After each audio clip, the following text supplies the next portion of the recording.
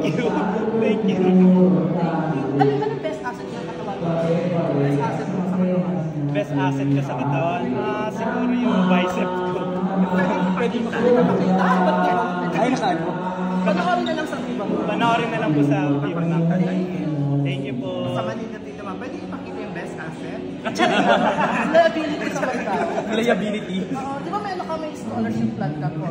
Kasi nag-aaral ko siya. Oo, di ba may Manila Boys League ka? Ayan. Arman, hello po. Can you share with us yung mga projects? Ano yung kanina na-mention mo na kanina, di ba? Yung parang may mga pumapantasya sa'yo, may mga ganyan. Paano mo yung na-handle usually yung mga ganyan, mga pumapantasya sa'yo? May times na naiintindihan ko yun sa kanila kasi it's a fantasy of human being talaga. It's a part of the human being na po talaga. So, sa akin, okay lang buhay nila yun. So, dun na. May kung i-listen mo Meron pero hindi ko pinapansin. paano mo na-handle siya? Hinahandle ko, binabasa ko, natatawa din ako minsan. Pero for me, it's a pleasure din na nakikilala nila ako. So, yun po. Ano yung pinakamalaking offer? Ang pinakamalaki Kasi tatapatan niya. Ay, kapatan. May mga ganyang artista talagang mayroon daw ibang house and lot, iba talagang 500. 10M. 10M. Oh my God. Ano yun? Like, sasamahan mo siya sa travel? Or Sasamahan mo na patulong. dinner date? Dinner date po. 10 isang gabi.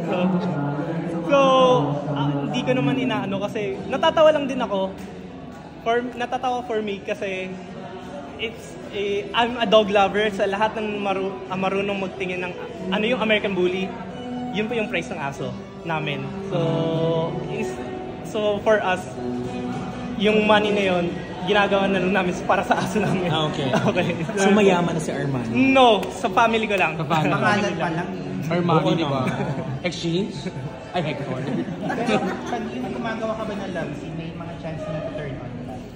Actually po, hindi po. Kasi nasa thinking ko na talaga. Sa mind muscle control na po talaga. Na kung work. Kung lalabas ko dun sa boundaries na yun, asan yung professionalism mo?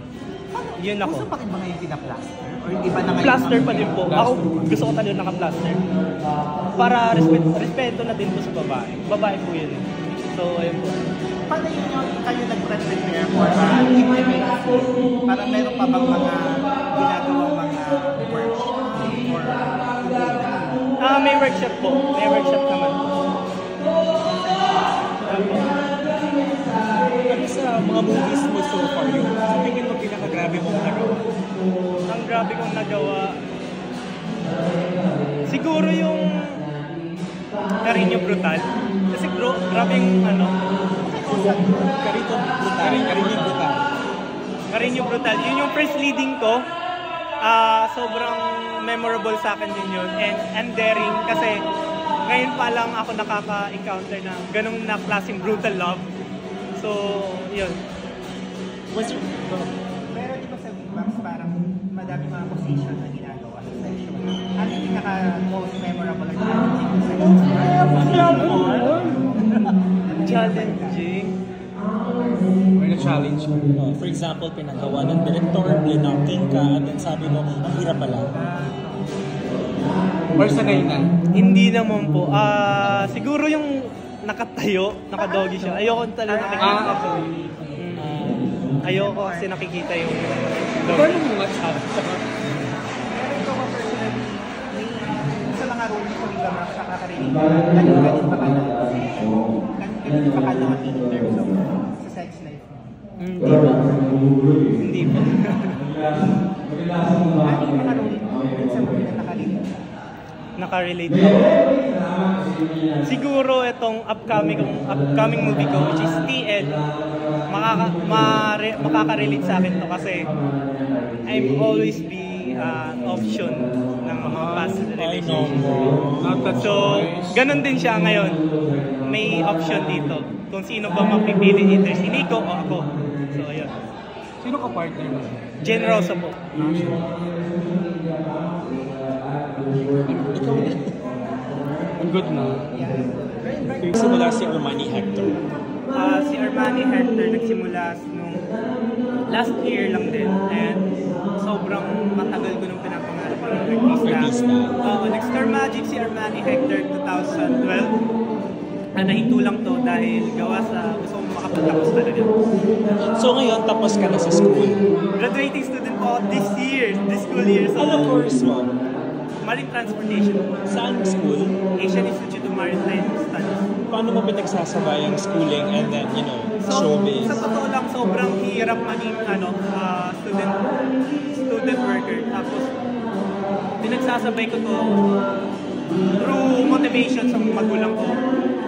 Through motivation sa pinapangarap ko. Kasi tinatanong ko yung tanong ko. At tinatanong ko yung sarili ko before na 10 years from now, sino ka ba? Lagi yung tinatanong yun. But if you would get to choose eventually showbiz and then magiging seaman yung maritime, diba? Anong pipiliin mo if ever you need to choose?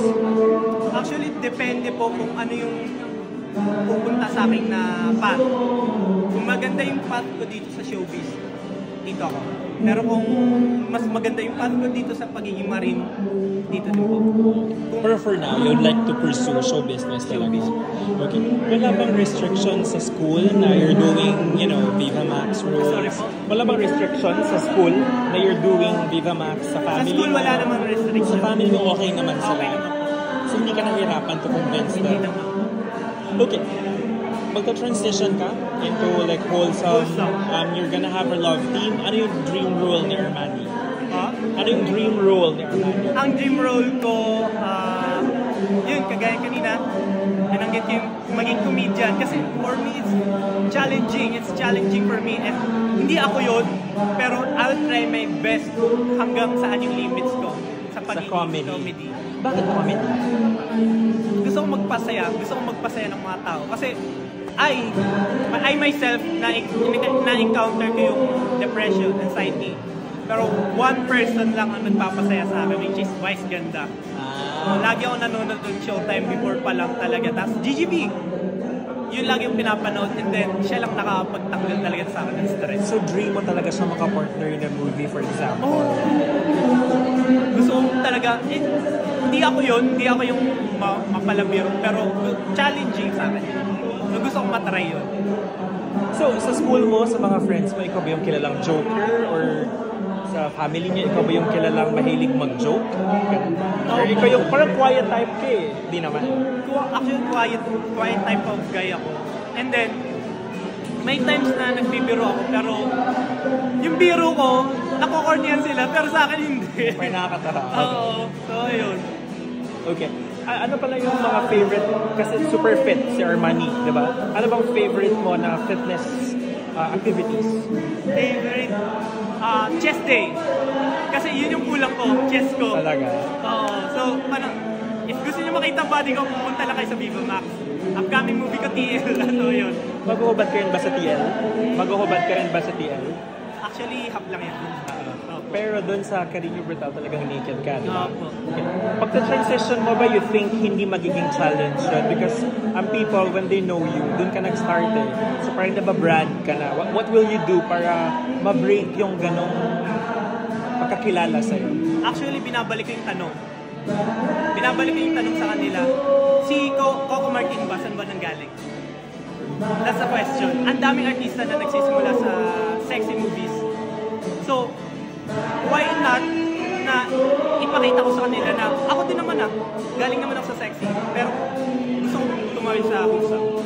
So magpapaalam ka na ba sa Viva Max? Hindi pa po pwede magpaalam hanggat wala pang official announcement si Boss Vic. So antay lang po tayo sa So pwede pa na mapanood ka pa namin sa ibang Viva Max? Pwede. So, yun. Okay, thank you. Invite mo sila ulit sa TL, please. Hi guys, I'm inviting you to watch TL ngayong March 30 and April 22. May hosting tayo sa Casino Plus and please register na kayo ngayon araw sa link na pinost ko sa page 2, which is Armani Hector. Thanks, Armani. Thank you guys.